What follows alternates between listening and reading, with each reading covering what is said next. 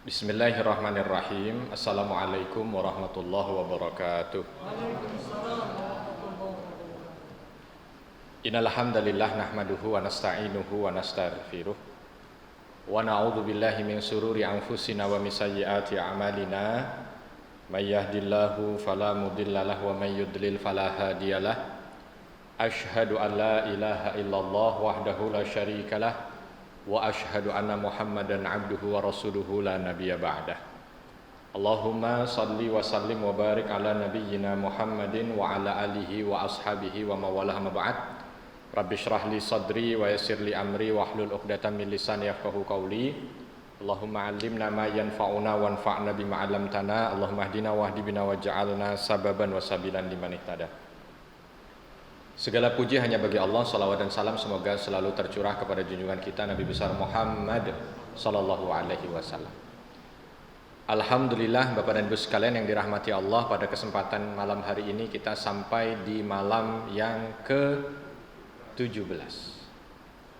Ada beberapa riwayat dari beberapa ulama menyampaikan bahwa malam ini adalah malam di mana diperingatinya nuzulul Quran. Walau memang kalau kita lihat banyak pendapat di antara ulama. Tetapi kalau kita ambil, maka insya Allah kita mau mencoba malam hari ini juga melihat dan mengenang kembali proses turunnya Al-Quran ini. Walau singkat, mencoba untuk mengambil hikmah. Maksudnya singkat waktunya, karena ini kan kultum. Kultum itu apa? Kuliah 7 menit. Kalau kurang tambah 7 menit. Kalau kurang tambah 7 menit. Tapi jangan kurang-kurang terus.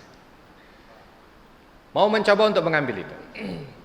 Jadi Bapak dan Ibu sekalian, Al-Quran yang ada di kita itu adalah firman Allah. Mukjizat terbesar yang Allah berikan kepada baginda Nabi Muhammad sallallahu alaihi wasallam. Itu bukan sembarangan. Itu kalamullah. Makanya kalau kita lihat sejarah, betapa Al-Quran ini dipegang oleh para sahabat Nabi Sallallahu Alaihi Wasallam bukan hanya sebagai bacaan, panduan udah pasti, tapi sumber kekuatan juga iya. Bayangkan bagaimana Al-Quran menyentuh hati Umar bin Khattab radhiyallahu anhu ketika dia datang ke rumah adiknya Fatimah kala itu yang sudah masuk Islam. Dia marah, datang dengan kemarahan yang luar biasa, ingin membunuh adiknya. Pedang udah di tangan itu. Tapi begitu dia dobrak pintu, dia tampar adiknya, tiba-tiba jatuh dari tangan adiknya itu kertas. Dulu Al-Quran bentuknya bukan buku seperti ini, tapi lembaran-lembaran. Maka dia tanya, apa itu? Dikira itulah dia mantra sihir yang membuat adiknya ikut pada agama baginda Nabi SAW. Langsung diambil, begitu mau diambil, ditahan. Jangan kau pegang itu. Mandi dulu, suci dulu, baru boleh. Karena penasarannya saja, maka diikuti apa yang diminta oleh adiknya. Dia bersihkan diri, habis itu dia buka lembaran itu. Baru dibaca beberapa ayat, langsung berubah Bapak Ibu. Mukanya langsung berubah. Berubah bukan ke arah mana, berubah langsung jatuh hati dengan agama ini. Maka langsung minta supaya diantar berjumpa dengan Nabi Muhammad SAW. Sampai di hadapan Nabi, masuk Islam, langsung syahadat. Kekuatan Al-Quran. Lain lagi ceritanya dengan Bara' bin Azib radhiyallahu anhu, ketika beliau dalam sebuah peperangan harus ada luka dan harus dipotong salah satu anggota badannya. Zaman dulu belum ada bius. Maka ketika tabib mengatakan harus dipotong ini salah satu, maka beliau minta izin. Apa izinnya? Biarkan aku baca Al-Quran dulu. Kalau sudah kau lihat nampak aku larut dengan nikmatnya baca Al-Quran, potong yang mau dipotong. Subhanallah. Betul saja, begitu langsung ketika dilihat sudah nampak larut dengan bacaan Al-Quran, dipotong itu kaki, tidak terasa dan tidak menjerit. Al-Quran. Dan ini kisah nyata, bukan dongeng. Yang lebih dahsyat lagi, bagaimana Al-Quran mampu memberikan kekuatan pada pasukan Khalid ibn Walid radhiyallahu anhu. Ketika dikirim oleh Abu Bakar As-Siddiq radhiyallahu anhu dari Irak, Bapak Ibu Irak, dikirim menuju dekat Damaskus untuk membantu para panglima yang ada di sana, yang sedang kewalahan. Akhirnya melakukan perjalanan, yang di jalan itu tidak dijumpai air selama 5 hari. Selama 5 hari apa yang dilakukan juga oleh Khalid bin Walid selain strategi duniawi Pak tentunya ada ya. Tetapi salah satunya ketika sudah lelah semuanya, sudah hampir mati, dehidrasi, kekurangan air, mengambil firman Allah Subhanahu wa taala dalam surah Ali Imran ayat 173. Kala itu bagaimana ketika Nabi Muhammad sallallahu alaihi wasallam dalam peperangan Khandak, dalam kondisi yang begitu mengerikan, tidak punya bahan makanan, musim dingin, kelaparan di mana-mana, Allah turunkan ayat itu, diminta kaum muslimin untuk mengucapkan kalimat hasbunallah wa ni'mal wakil. Ali Imran 173. Saat itu memang bukan saat perang ayat itu diturunkan, tapi Khalid tahu bahwa ini mampu membuat para sahabat Nabi di masa itu kuat dan tidak merasa kelaparan. Disuruh baca ayatnya itu Pak. 5 hari tidak pernah ada rasa haus yang hadir dalam tenggorokan pasukan yang jumlahnya kurang lebih 10.000 itu. Ini bukan dongeng. Kalau nggak ditulis dalam buku sejarah, nggak percaya mungkin kita. Tapi itulah dia yang terjadi. Artinya Al-Quran ini bukan sembarangan. Makanya kenapa Al-Quran ini disebut kalamullah, firman Allah. Oleh karena itu ketika kita memperingati atau kita mengenang gitu ya, turunnya Al-Quran itu, yang kita lihat dalam hidup kita ini, kita sudah mendapatkan apa dari Al-Quran? Kekuatan apa yang bisa hadir dalam kehidupan kita dari Al-Quran? Atau jangan-jangan kita ini hidup jadi lemah gara-gara Al-Quran? Nauzubillah min dzalik, gitu kan? Tidak ada yang menjadi lemah karena Al-Quran kecuali setan. Setan itu lemah kalau dibacakan Al-Quran. Ada gangguan setan, tinggal dibacakan muawwidzatain, setan melemah.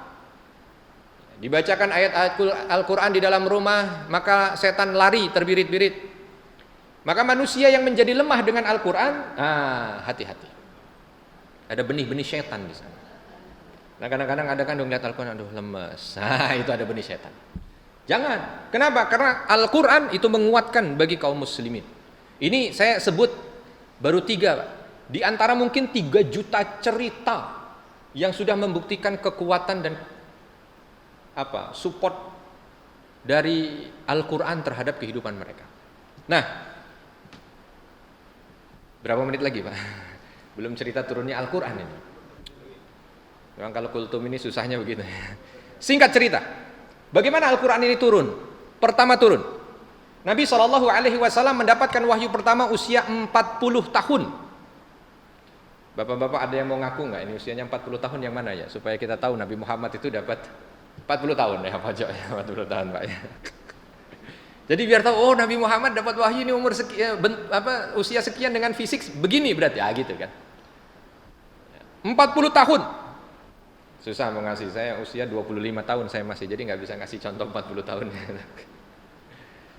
40 tahun beliau, karena kalau nggak dikasih begitu Pak, kadang-kadang ini kalau mau tanya atau mau cerita tentang bagaimana perjalanan agak kurang. Contoh seperti Nabi SAW hijrah, cerita hijrah. Kalau ditanya Nabi SAW itu hijrah usia berapa sih? Usia 53 tahun. Nah langsung ketahuan siapa yang usia 53 tahun? Oh saya, itulah dia. Kurang lebih begitu bentuk fisiknya Nabi ketika hijrah. Ketika haji wada, ketika Fatuh Makkah, usianya 61 tahun. Nah dilihat, 61 tahun, udah tua dong. Iya memang. Jadi jangan dibayang ketika cerita Nabi semuanya muda, tidak. Nah Nabi SAW dapat wahyu usia 40 tahun. Muqaddimahnya Pak, 6 bulan sebelum dapat wahyu itu Nabi selalu ru'ya salihah namanya. Tiap tidur, mimpinya itu jelas sekali. Seperti melihat cahaya subuh di pagi hari. Seperti melihat cahaya subuh di pagi hari. Bagaimana maksudnya? Kita kan kalau mimpi kadang-kadang begitu ya.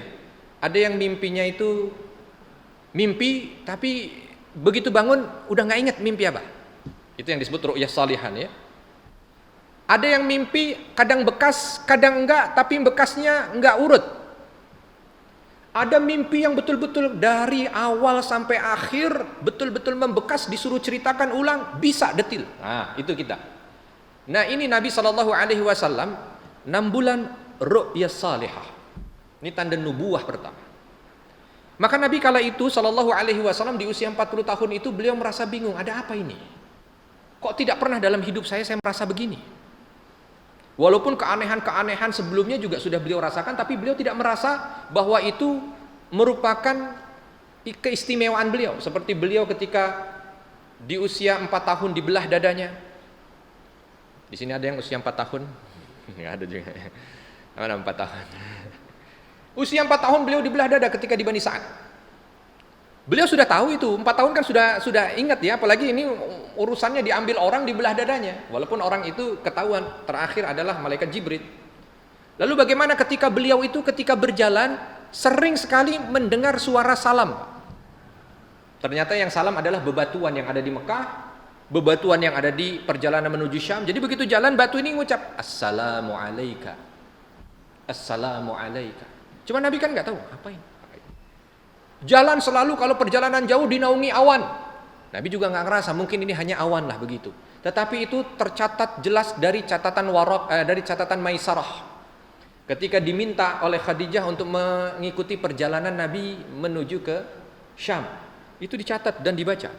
Artinya rasa itu sudah ada. Tetapi 6 bulan menjelang wahyu itu lebih lagi rasa itu. Kenapa? Karena setiap mimpi ingat selalu. Ingat selalu.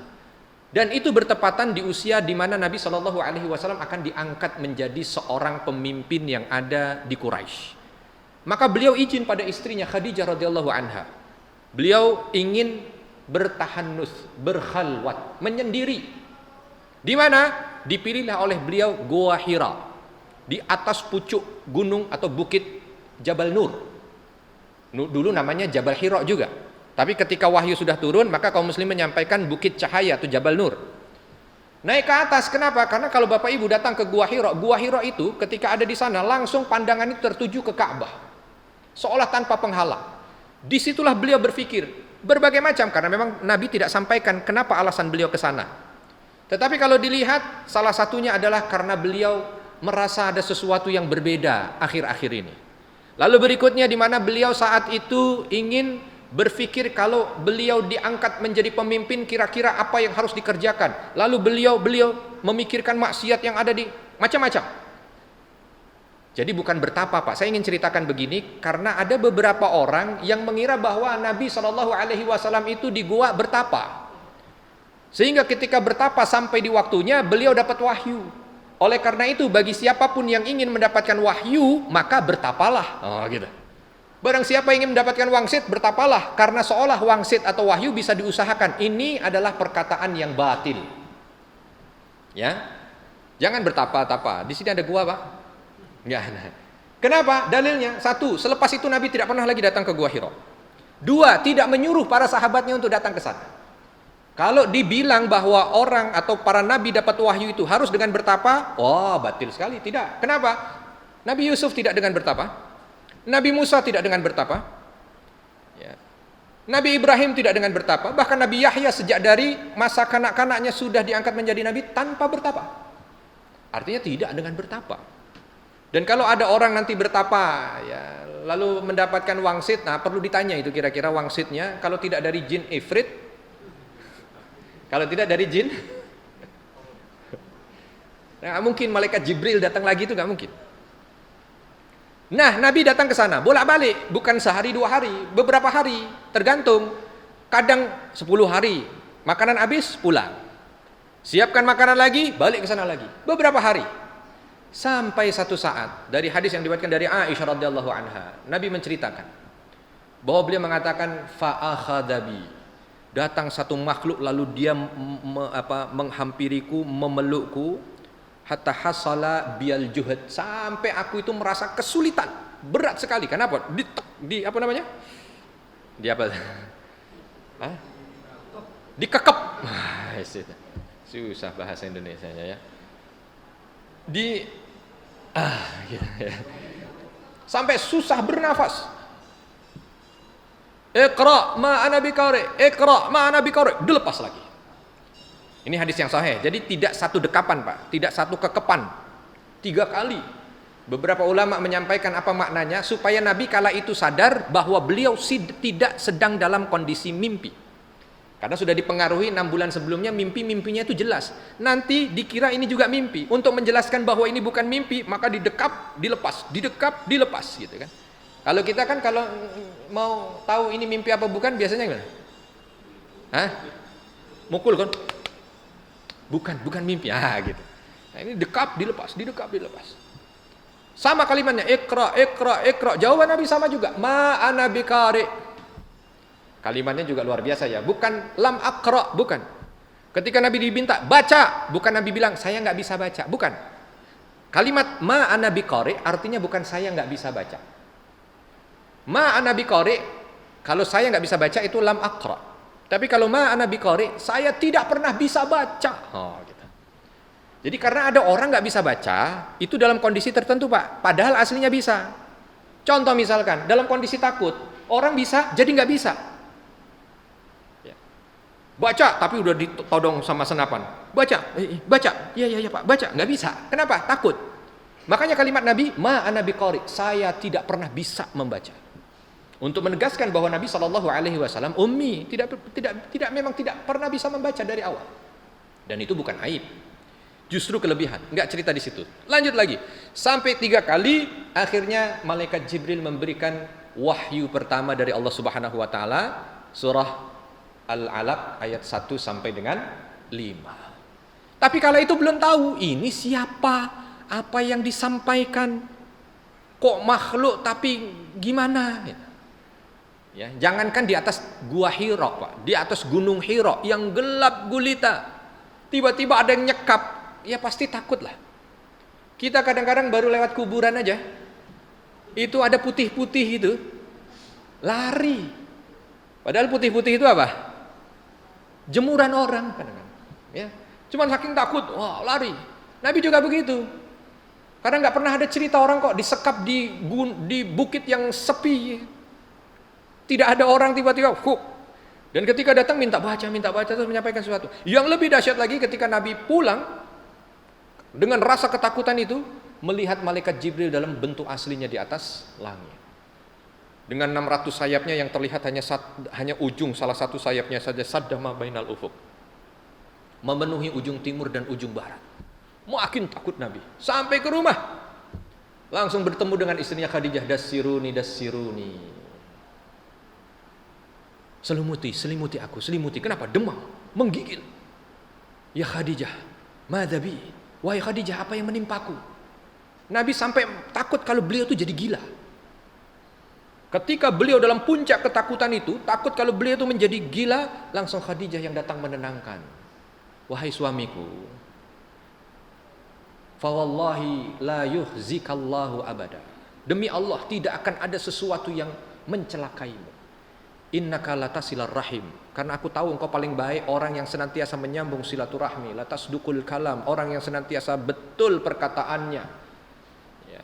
orang yang senantiasa membantu orang lain, yang senantiasa meringankan kesulitan orang, disampaikan terus sampai akhirnya Nabi itu jadi tenang.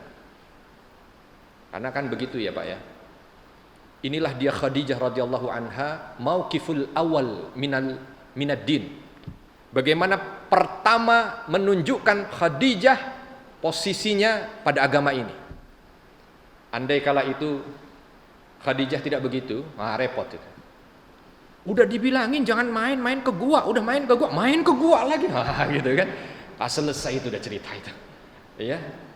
Coba bayangkan. Bapak sekarang. Izin sama istrinya, "Mah, mau ke gua." Begitu pulang gemeteran, apa kira-kira jawaban istri? Itu kesambet itu mau macam-macam lah itu ya. Wah, makin stres yang tadinya nggak jadi gila. Gitu. Makanya hati-hati ibu-ibu yang dengar itu. Suami itu jadi kuat atau tidak kuat itu tergantung istri. Ya, tergantung istri karena begitulah sejarah sirah membuktikan. Nabi menjadi kuat itu karena tadi saya cerita tentang perang Yarmuk juga. Perang Yarmuk itu banyak suami-suami yang sudah mau pulang Pak, kalah mau lari dari peperangan, nggak jadi lari karena di belakang ada istrinya. Jadi perang Yarmuk itu suami-suami pada bawa istri, ternyata ada manfaatnya. Begitu suaminya mau lari dipukul sama istrinya, malah mau lari ganti pakaian, suruh pakai rok, balik lagi. Sehingga kaum muslimin di peperangan Yarmuk itu yang jumlahnya hanya 30.000 melawan 250.000 tentara Romawi, menang Pak. Ditanya, di antara jawabannya karena istri-istri yang ada di belakang. Kenapa? Lidah mereka lebih tajam daripada pedang Romawi. Oh, gitu.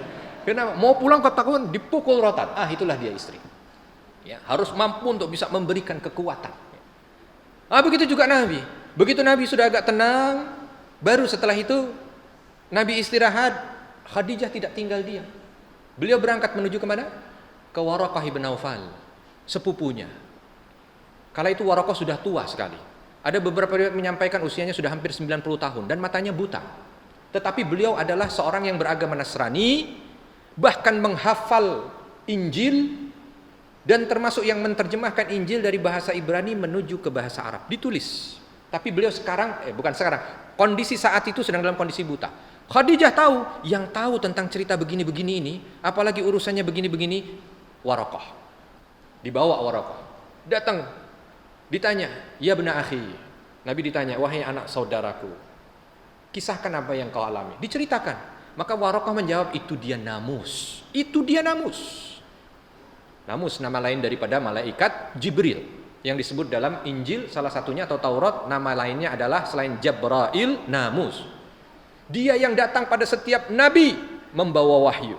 Kalau memang betul itu adalah dia, maka aku akan menjadi orang pertama yang beriman kepadamu. Ketahuilah bahwa kau akan mendapatkan tekanan dari kaummu.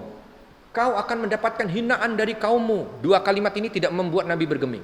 Dan kaummu akan mengeluarkanmu dari kampung halamanmu. Baru di sini Nabi berkata, apakah aku akan dikeluarkan oleh mereka? Maka Waraqah mengatakan, tidak ada orang yang mendapat wahyu sepertimu kecuali diusir dari daerah asalnya. Kenapa? Ini waktunya nggak ada, tapi kita cerita aja dah. Ya. Akhirnya apa? Selesai dari situ, ternyata tidak lama Waraqah meninggal dunia. Maka ada beberapa ulama menyampaikan bahwa Waraqah ini adalah lelaki dewasa pertama yang masuk Islam sebelum dakwah. Nanti Abu Bakar As-Siddiq lelaki dewasa yang masuk Islam setelah dakwah. Karena Waraqah sudah masuk Islam sebelum dakwah. Dengan kalimatnya tadi, aku akan menjadi orang yang pertama menjadi pengikut. Tapi nggak lama meninggal dunia karena memang usianya sudah tua. Lepas dari itu kan udah dapat kalimat bahwa yang datang itu malaikat memberikan wahyu seperti para Nabi sebelumnya. Maka Nabi berpikir betul, apa benar, apa tidak, apa benar, apa tidak. Tetapi wahyu itu tidak turun-turun lagi. Wahyu tidak turun-turun lagi. Datang ke Gua Hira, nggak ada lagi yang datang. Sekarang udah lain ceritanya. Kalau disekap dari belakang, sudah tahu. Iqra, Jibril. Gitu datang. Kalau kemarin belum tahu namanya, Waraqah sudah ngasih tahu, Namus. Tapi nggak datang. Ada beberapa riwayat, tapi riwayat ini dhaif.